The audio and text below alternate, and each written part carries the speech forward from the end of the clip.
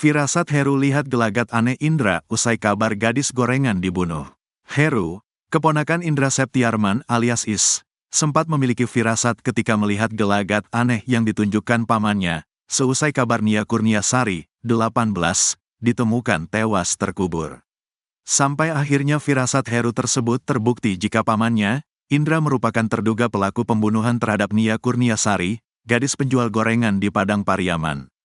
Firasat Heru tersebut muncul ketika pamannya, Indra, pulang ke rumah dan hendak tidur.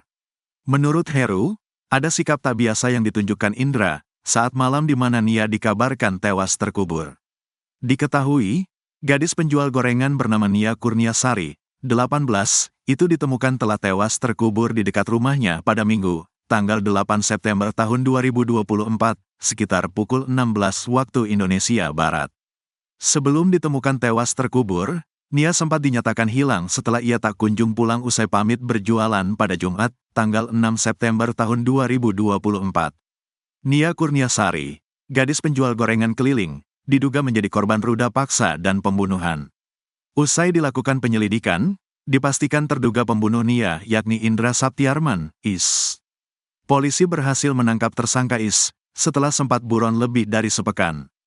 Heru menceritakan gerak-gerik tak biasa sang paman. Setelah membunuh NKS, Indra rupanya masih tidur bersama keponakannya di kedai milik keluarganya.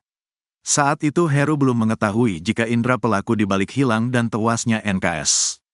Menurut Heru, Indra diduga gelisah susah tidur usai peristiwa itu. Heru bahkan menyebut ada bekas cakaran di punggungnya. Di saat Indra tidur itu dia gelisah. Bangun, tidur, kata Heru lewat YouTube Cecep Channel, Rabu, tanggal 25 September tahun 2024.